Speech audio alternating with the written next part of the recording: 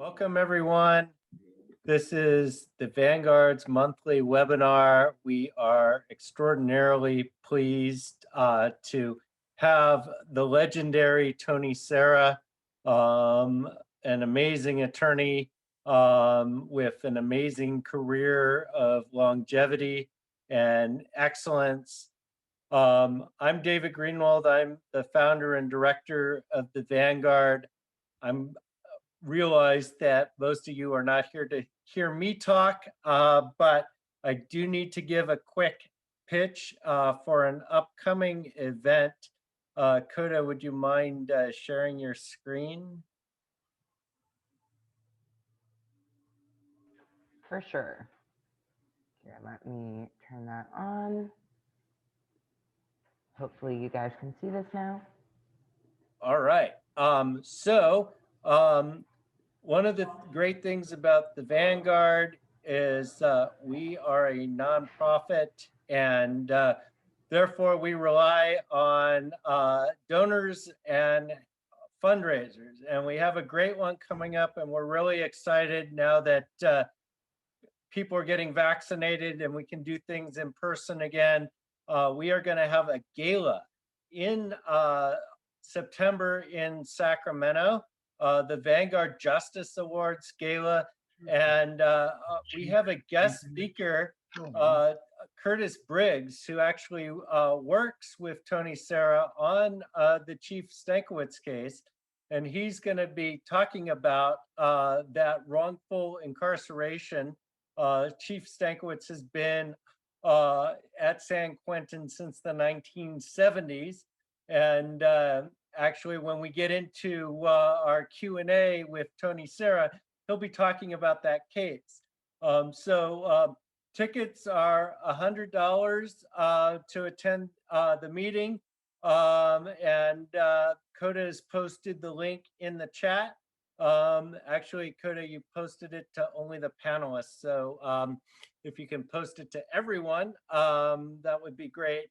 That would make more sense.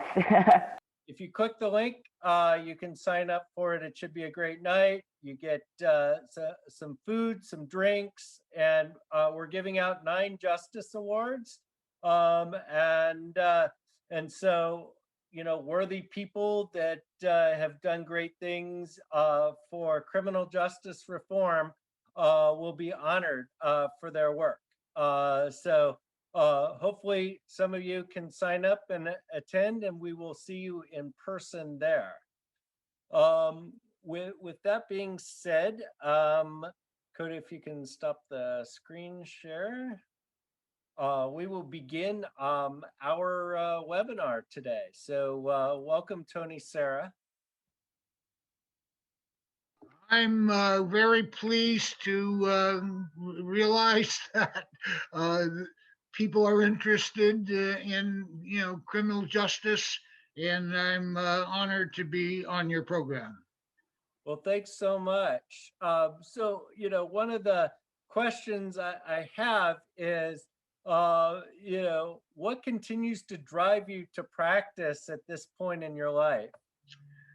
Well, what you're really saying is that you're a pretty old guy, and what the hell are you, still trying cases for? Truth is, yes, I'll be 87 this year. Yes, I have, a calendar filled with cases and court appearances. Yes, I have, the passion and lucidity. And what drives me, I think, is that it's a completely exciting time. My God, not since the 60s has there been so much civil unrest and protest and, demonstrations and reform-oriented activity. Any young lawyer who comes into fruition in this era, has a calling. It's not merely to make a buck. It's idealistic and it is reform-oriented. And, I have the experience. I've been trying cases almost back to back for almost 50 years. And so I don't want to forfeit that experience and knowledge. I want to participate. I want to be part of the protests. I want to be part of the current ideology that resists, police brutality and oppression and racism, etc. So, short answer is it excites me, and there's still a profundity to what I do, and the end objective is always the same. It is to keep people out of steel cages. That's what I do. What do you do, Tony? I try my best to keep people out of steel cages. So I still, have that ideology and that passion for the adversarial system of justice in this country. And the fire. And fire in the belly, as they say. What sorts of cases do you have right now? I've got the so-called pig head case in Santa Rosa, one of the 5 people charged for, allegedly throwing a pig head on the police witness house, but he didn't even live there, and smearing a statue of a hand with pig blood, etc. So that's a cost case, and that's a case that will actually mature in August. That's when we believe it'll be charged, and it is charged as felony, and there's 5 people. So we have that. I've got what I do a lot of when I'm not doing political or cases pro bono for social cause motive is murder. I got hooked on murder. To why it's theatrical, it's dramatic. It's an adrenaline rush. It's a purge of your physiology and your psychology. And there's nothing like holding up the knife. Ladies and gentlemen, this is the prosecution says that this is the knife that killed the victim, and we say that there's no blood on it. They say that there's no DNA on it. We say, therefore, it is not the knife that killed the victim. Something like that. It's exciting. And so sometimes I think maybe I'm just an adrenaline junkie, and I like the excitement of court, but I have an awful lot of murder cases. Our office does, political cases. I participate in many of them directly, and then I participate in many of them indirectly by strategizing with the younger lawyers. Looking back, what do you remember most? Like, what case stands out the most for you? Well, when I was just starting, there was Huey Newton of the Black Panther Party, actually very brilliant, guy. And I used to hang out, let's just say, at the Black Panther office in Oakland and in San Francisco, actually sleep there at night because we were expecting police raids, and I was to be a moderator or a witness or a dead guy at the door. So I met Huey, and that still, I was very young. I was respected by him, and he was no racist. And, it was a murder case. He was really not guilty. It was a political motive retaliation against him and the party. And, we prevailed. And that was the first time that I had a case at a young age that caught national attention. And I served the Black Panther Party for about, a decade, doing a number of cases. So that was a big one. The Russell Little of the SLA, if you remember, he allegedly killed with Ramirez the Marcus Foster, a black, educator who wanted to have identification cards for, poor people. An odd, request from such a person. But he was convicted and it was reversed. And on the retrial, there was an acquittal. That was, a big one, allegedly SLA, oriented. I did NWLF, New World Liberation Front, where, they were the bombers, dare I say, of, the 60s. And they bombed in many places, but they always had demands. They were demanding on one occasion that during the winter, PG&E give free electricity to poor people who couldn't afford it and were freezing. And if they didn't do it, then PG&E got bombed, which they did. So that really is exciting. Ellie Nestler, the woman that killed and corped the alleged child molester, just to listen to her, to be edified by how smart she became and what a public figure and a speaker. That was a big one for me. Just recently, the ghost ship, man, that was a big case. To ultimately have one person they're blaming the whole goddamn thing on, and he was a tenant and he lived there with his wife and 3 kids. And even if he thought it was a fire hazard, he certainly never was, would have had them there. So that was a big one. I don't know, I have lots of different cases that over the years have been subject of media attention. Some of those have an ideological basis. Some of them merely a person, who's been wronged, or the law enforcement who are involved in misconduct. What I'm known as is a cross-examiner of informants.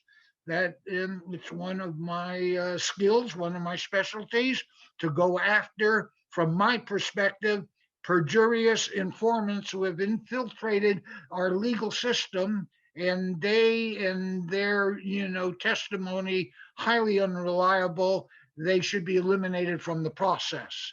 So lots of cases, man. I'm a guy who's been back to back for 30 or 40 or 50 years. So I've been in a lot of trials.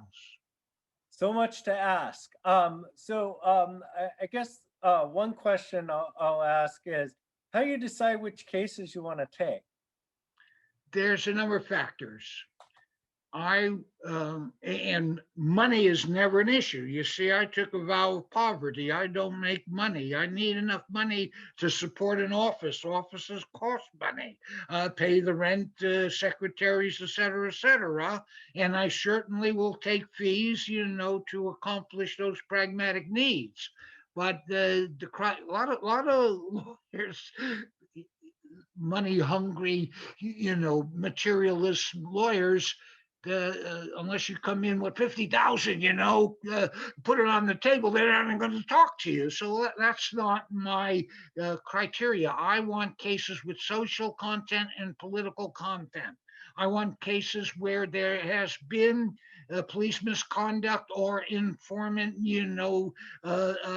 perjury. I want cases that will manifest the ideology when it's a political type of issue of the client.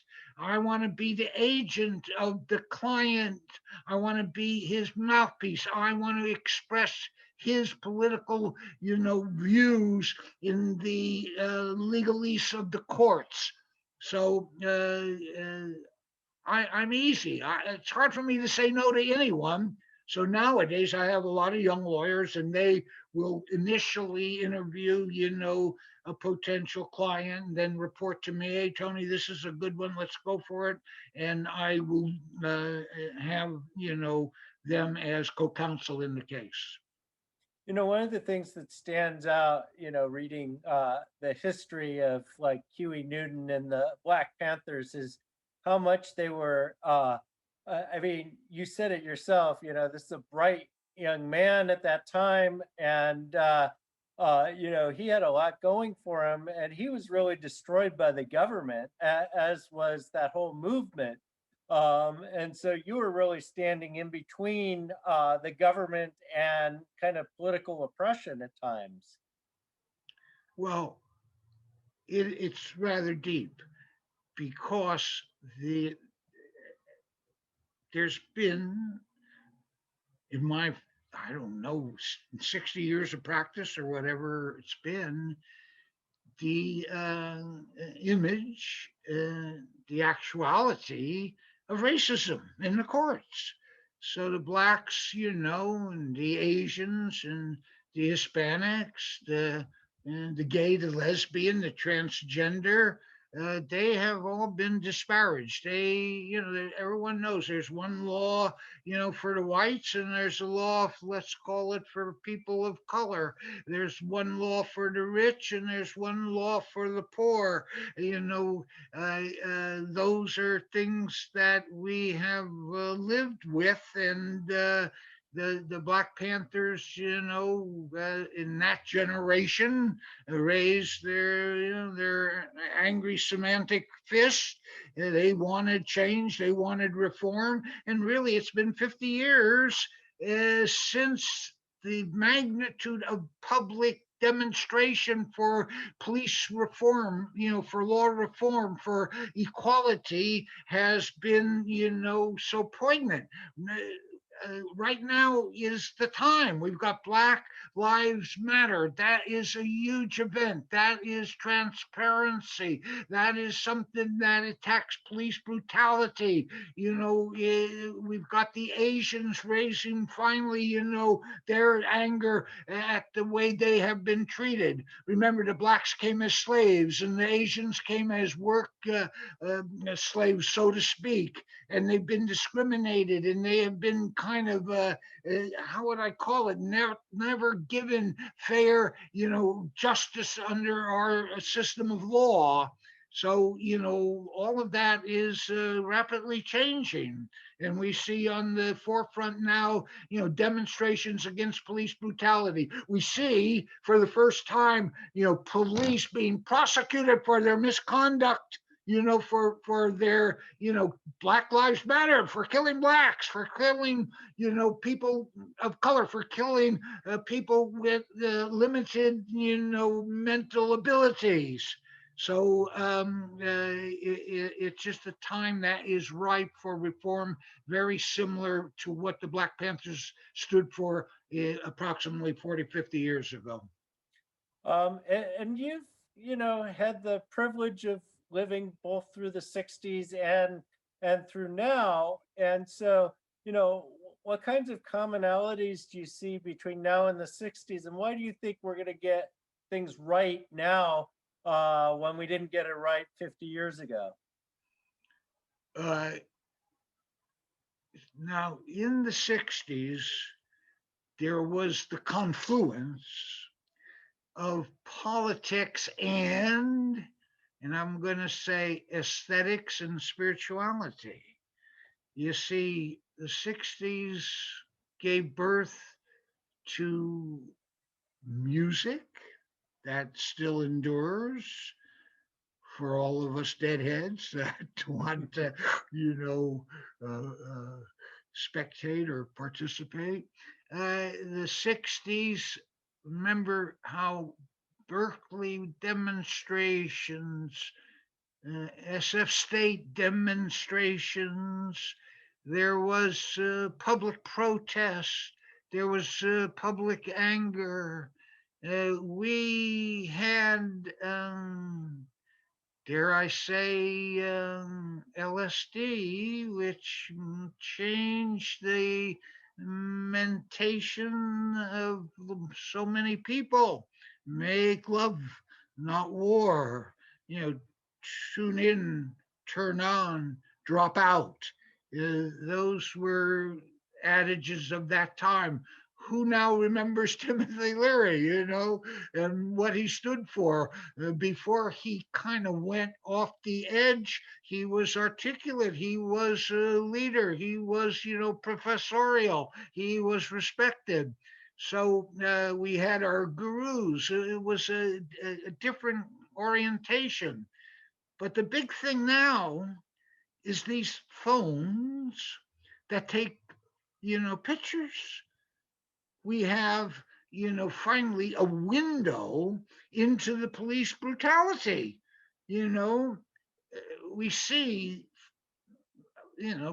what they do. We see them, shooting innocent people, killing innocent people. See, that was always kind of hidden. That was protected. That was, shielded. The public was not outraged. We're outraged now.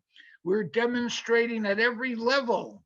This is, it's a good time to be a civil rights type lawyer. It's a good time to protest. It's a good time to go against the government when the government is, how would I call it, unfair, over zealous, um, in a way, a step away from a form of totalitarianism. So, lots of things are happening that are significant, that parallel but don't really replicate what occurred in the 60s. It was a different movement. You know, we don't have music, we don't have LSD, we don't have gurus, we don't dance, we don't run around, in the park naked any longer. That was all, part of the 60s, which is not present. But we do now have meaningful protests from, the groups that are discriminated, and it is bringing reform. It's bringing change. It's bringing transparency. This is a fabulous time, as I said at the beginning, to be a young idealistic lawyer, because you're not going to be snuffed away in some kind of a big corporate setting, and have a little desk and be on the computer all of your life. You can be part of the movement. You can be on the street. You can be a witness. You can be someone who speaks out. This is the calling, and the true calling of the legal profession. So we have a bunch of our interns, many of whom are going to end up going on to law school and become lawyers. What advice do you have for them?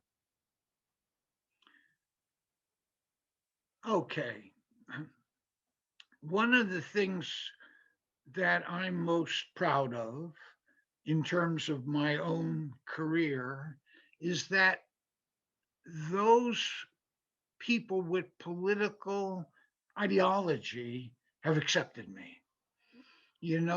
The Black Panthers, they accepted, SLA accepted me, the prison gangs I've represented, the Hells Angels I've represented, and it goes on because as my career progressed, I was part of every movement. So, that is something that young lawyers now have the opportunity to participate in.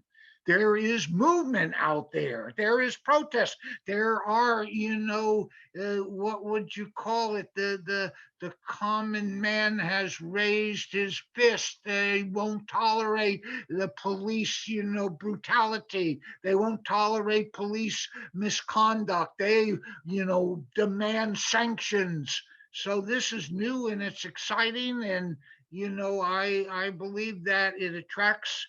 I see the young lawyers who are idealistic, and I think it attracts a lot of young lawyers who are altruistic. They're not in it for a buck. They're not materialists. They're not, in my mind, parasitical on the system. They are, going to be leaders. The lawyers should be leaders in terms of reform and change and justice. They should be, every day of the week, anti-racistic, You can see it in the courts. Just say one thing every day, loud and clear in the court, and it will transform, so to speak, the entirety of the judicial system and its attitude, toward the poor and the non-white races. So one of the people that, I think has been tremendously victimized is somebody that you're representing right now, one of our interns, Roxana, who I believe is on here, wrote a brilliant article last fall on Chief Stankowitz. Can you tell people about that gentleman and that case? Sankowitz is Native American.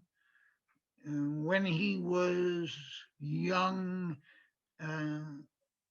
he was, I don't know what you want to call it, in a lot of dysfunctional households, taken, from his family and placed there. So at an early age, he was kind of a rebel. And at an early age, he was acting out a lot. So what occurred in this instance is that there was in essence, now we call it a carjacking, where the person, was shot. And the evidence was very slim against him, mainly one person who was in the vehicle, who later, a young person, who later recanted and said that he'd been coerced by the DA to point the finger, at Sankowitz. So he was convicted. He was given death penalty. He has spent 44 years on death row. I think about 7 of those, there were 7 occasions, that he was marched into the chambers to die, where there was last minute stays. He has always protested vigorously his innocence. And, he never really got justice in the courts at any level. So recently, 3 of us and a great number of paralegals, but Curtis Briggs, Alexandra, and myself are working on habeas. I'm not an appellate lawyer, I'm not an appeal lawyer, I'm not a habeas lawyer, but I am a courtroom lawyer. So a lot of times, even in habeas, when I took over, or when I went into the case, I was death qualified, and I don't think the other 2 lawyers were. So it was going to be a retrial on the penalty phase. But then, after a lot of appearances, a lot of argument, a lot of motions, the DA dropped the death penalties. But still, he's in there life without, and he should be on the street.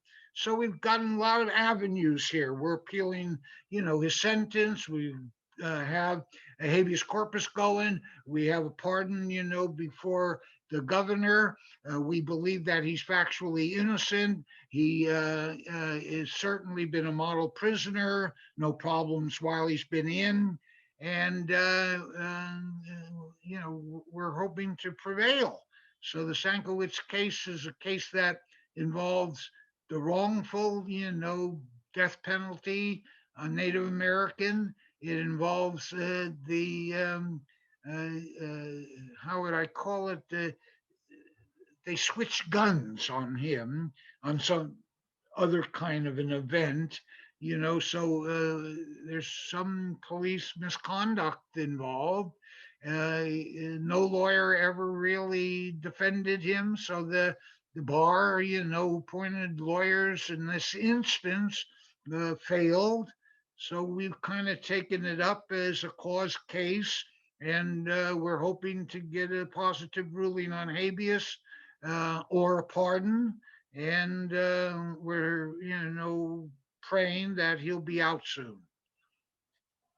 Just a massive miscarriage of justice. And, the thing that always struck me was Alexandra's description that he kept writing and nobody was listening. And finally, people started listening and they started looking at his case and they're like, wow.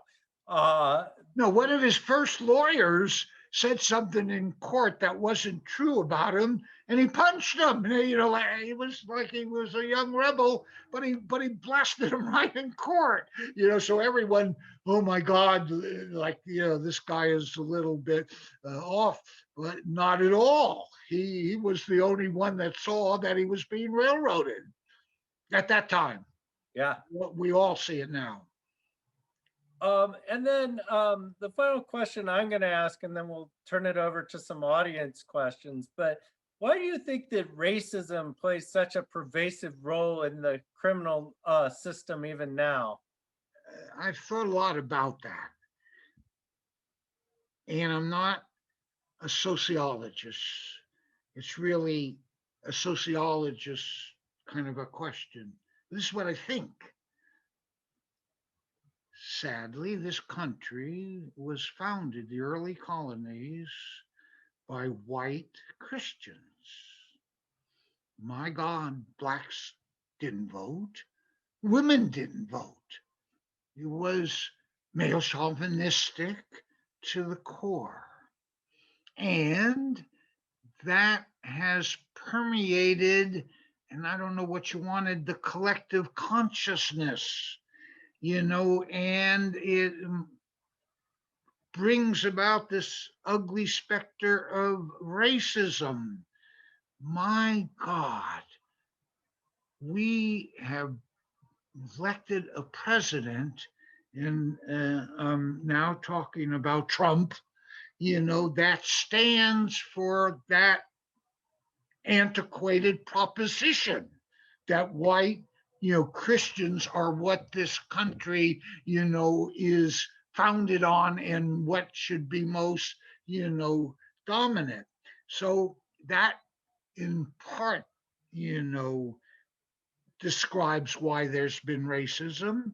And what am I really talking about? More death penalty cases that are, you know, given to the poor, to the Hispanic, to the black, not the white, more poor people, more people who have mental issues are given death penalty.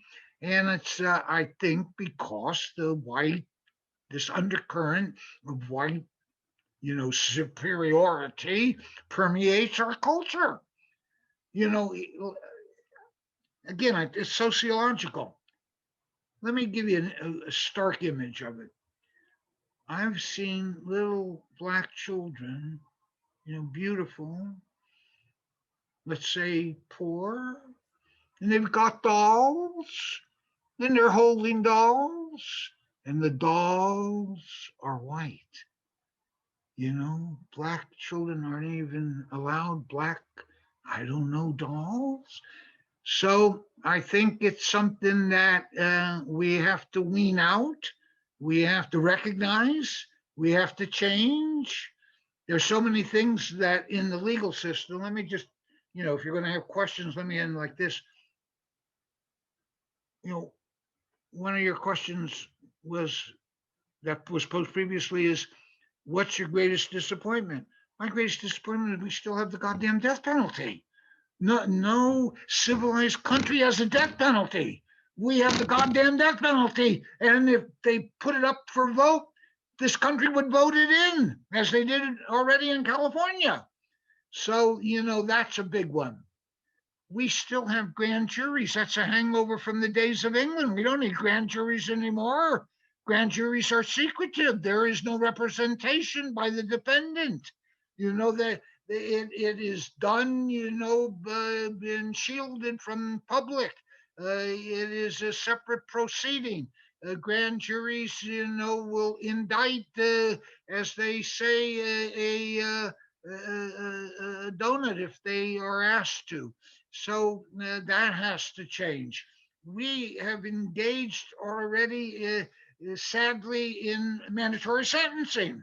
We have stripped the judicial of their, you know, power. Mandatory sentencing, the judge has no discretion. Well, the legislature sets the penalty. The prosecution picks the charges. You know, overcharging. Listen, you're facing 20 years after we overcharge you. We'll give you a deal and give you 10, or you can go to trial. So, that has to change. The informant system is ruining our whole judicial criminal process. Informants lie. Informants will do anything for leniency. Informants give the government what they want. The informants, will set up surreptitiously cases that involve entrapment. Informants have to be eliminated from our system of justice. So that, is a big one. I could go on, but those are the major issues of reform. And right now, they are all in the cutting edge. They're all being considered. They're being looked at. Everything, is being re-examined. That's why I say it's a wonderful era to be a criminal defense lawyer who's interested in social and political justice. All right, Coda, you are up to read some of the questions. Yes. All right. I am reading one right now. So the first question I have for you is, do you believe there is a separate system and treatment of celebrities in California and mistreatment of anyone who may happen to inadvertently cross their path? I can I'm not repeat quite that. understanding the question. Is there with celebrities? Is there a different system for celebrities? Oh, question is there a different system for celebrities? There's a different system for whites. You know, there's a law for whites and there's a law for blacks. In essence, there's a different system for rich versus poor, and of course, there's a different system for celebrities. Celebrities get more attention, they get more empathy, they get more, reinforcement if they're celebrities in the mainstream. There's negative forms of celebrities, and obviously those people don't get anything at all. But we are a culture, sadly, that is mesmerized by celebrities. We honor movie stars.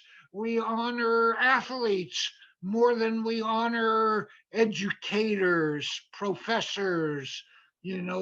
We have our value system inverted. We, want to be like a celebrity. We want to grow up, and have a celebrity status. I think that is a social disease. Thank you. The next question I have for you is, Mr.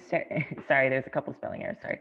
Mr. Serra, do you believe cannabis prohibition, and then in quotes, Jim Crow laws, plays a part in racism and profiling? All right, I'm not quite understanding, but you want me to comment on marijuana. I have smoked daily, except,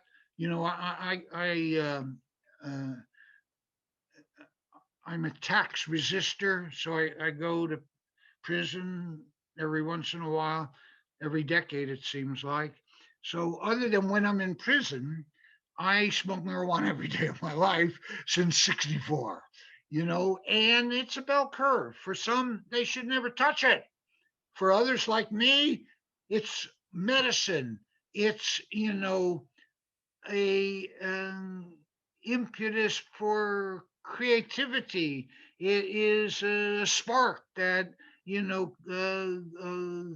gives us insight. It is an aesthetic barometer of our, mentality. It leads, to spirituality. And marijuana, thankfully, now is legal, so it can be grown and it can be smoked. But I have always advocated for the decriminalization of marijuana, not merely marijuana as medicine, but marijuana, it's epistemological. It gives you insight. For those who it is good. There's people who should never touch it. They get paranoid, they get sleepy, they are couch potatoes. That is a side effect for many, but then don't smoke it. But I think marijuana is something that is here to stay, to benefit, in essence, mankind. It came at a time when it was needed psychologically by the mass population. It is a remedy, for lack of spirituality or aesthetic insight. So I have nothing but positive things to say about pot. I think Wonderful. I think the question, excuse me, Coda. I think the question is whether the prohibition against it is part of racism.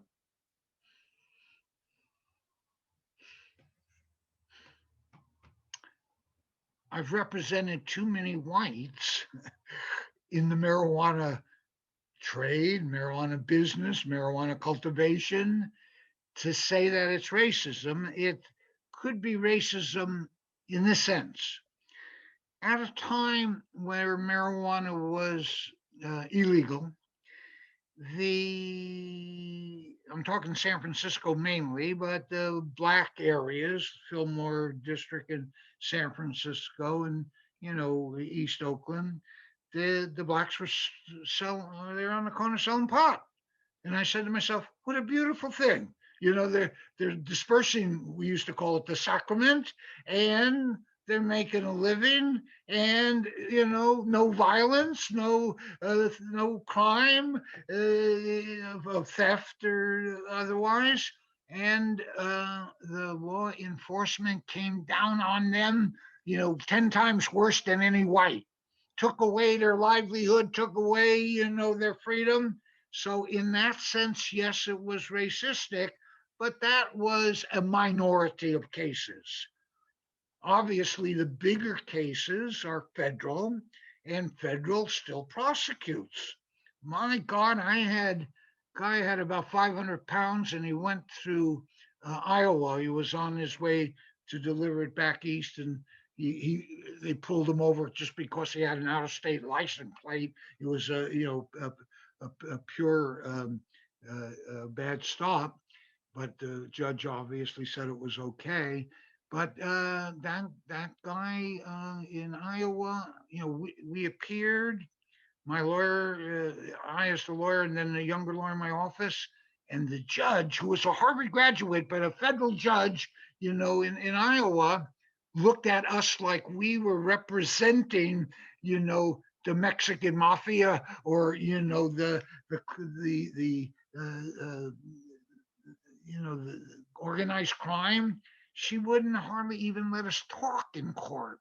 And that guy ended up lucky. He only got 2 years.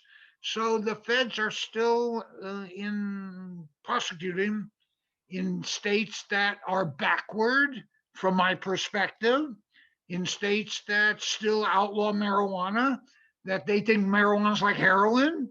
I remember I did one case in Boston. It was a pot case, and they believed that marijuana was like heroin. You get addicted, and you got to have it, and you crave it, and you commit crimes in order, to support your habit. Well, that's all bullshit. They didn't understand. They didn't know.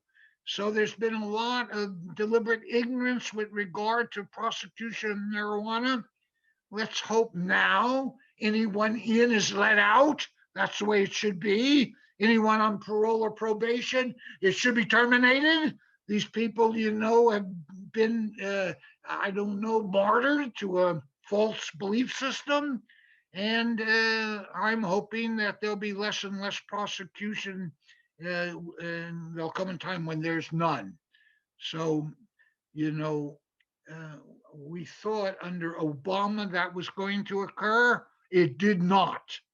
Under Obama's reign, and he did a lot of good, but marijuana still was prosecuted vigorously.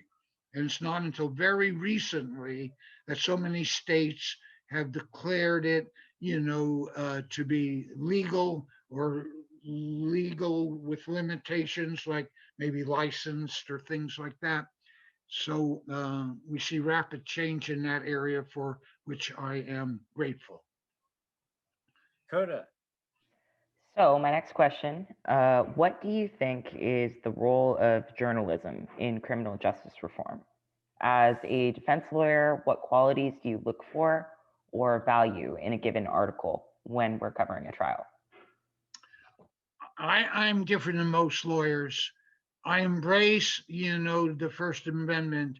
I have always shared every case, with the press.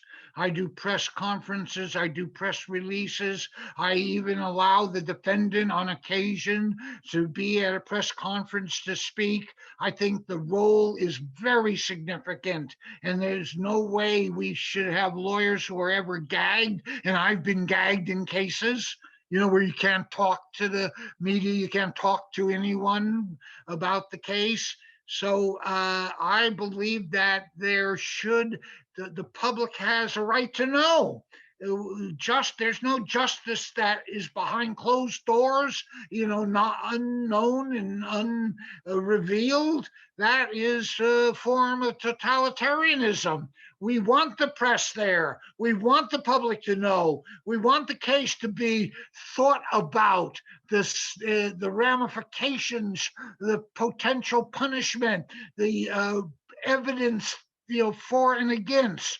That causes no harm, and it makes a more transparent society. It makes a society that is freer and opener. So, lots of the old fashioned lawyer, no comment, no more comment, defendant has nothing to say. Well, that's bullshit. So, I've always embraced them, encouraged them to come to court, given them material that is allowed in terms of discovery or motions. So I'm one who cooperate always with the press, with the so-called, right to have a free and open court system. As a journalist, I approve of this message. All right. I have a related question for the next one.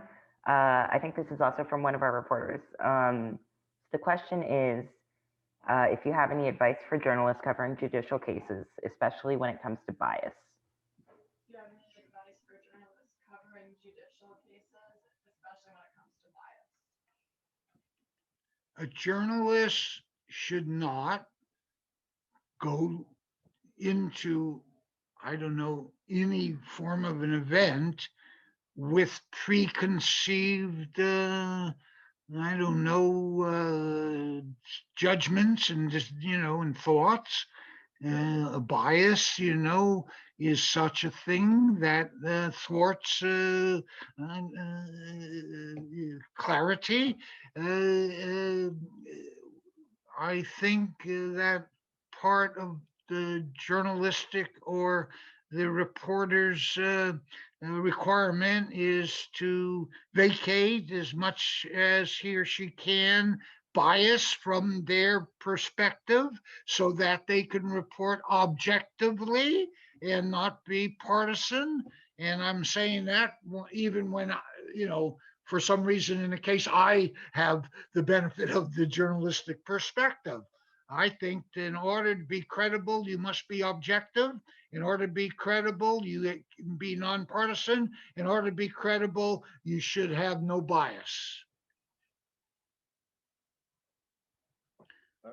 All right, Coda. Sounds good. Thank you. So another question. What does justice mean and look like in America right now? And what is the biggest change that you would ask for as far as America and justice? What does justice mean and look like in America right now? And what is the biggest change that you would ask for when it comes to justice? the Native American has somewhat of a slogan, at least the ones I have represented, and I represent Native Americans uh, a lot, and in death penalty cases. Uh, the Native American says that white man's justice is just us, meaning just for whites, and that Native Americans get no justice. There has to be fundamental change. There has to be respect, for all races. In order to better the system, we have to eliminate racism. We have to eliminate the, the vulnerability of poverty and mental issues. And those, I've already talked about getting rid of the death penalty and the grand jury and informants and mandatory sentencing, etc. But those are also aspects of change to make it a better system. And who are, the semantic foot soldiers in this ordeal? It's the lawyers. It's up to us to do it. We can't, shut our mouth. We can't look the other way. Oh, we're making a big buck, so we don't give a shit. No, it has to come, from the inside out. The outside protests, the outside gives us direction, the outside, gives us support, the outside provides the cause. But the lawyer is the one that has to articulate and effectuate the issue. So it is something, that is a challenge for us and something that has to be done. All right, last question. For this next one, I'm going to cherry pick Cecilia's. What do you think needs to be done to protect voter rights across the United States? Voters' rights? Yeah, what do you think needs to be done to protect voters' rights in the US? This is a subject matter not within my expertise, but where, and like I think what's presently occurring, is there's conditions placed on being able to vote, and a gerrymandering of districts in order to perfect certain voting perspectives. I think that any limitations have to be eliminated. I don't think that you have to show, your, I don't know, pedigree as an American. I think everyone has a right to vote. I think that that right is something sacred to a democracy. I think that any impediment has to be eliminated. I think that there is, as we speak, movements in both directions in various states. Some, to preclude certain segments from voting, others, adamantly desiring to include everyone. So it's something that is an eyesore for a so-called, democracy. It is something that has to be addressed.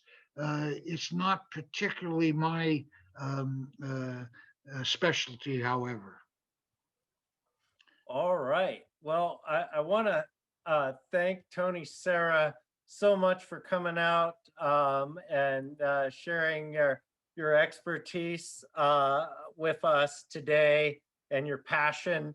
It is amazing after 60 years of this work, you still have this fire going for this stuff. That just blows me away. Here's what I think. I think anyone who believes in what you're doing,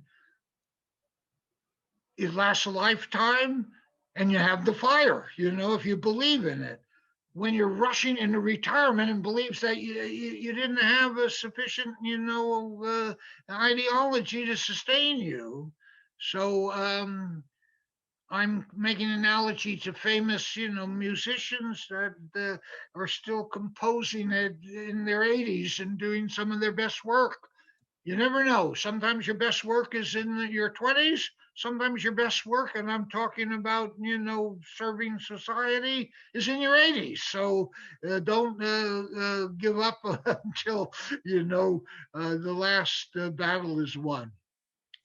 I want to thank you again for coming out. I also want to thank our audience. I want to give one more pitch to our event coming up in September with Curtis Briggs. He'll be talking about the Chief Stankowitz case. And your support helps us to continue programming like this, as well as our Court Watch and our daily news. So I want to thank everyone for coming out, and thank you so much, Tony, for sharing your experience with us. No, and thank you for being interested.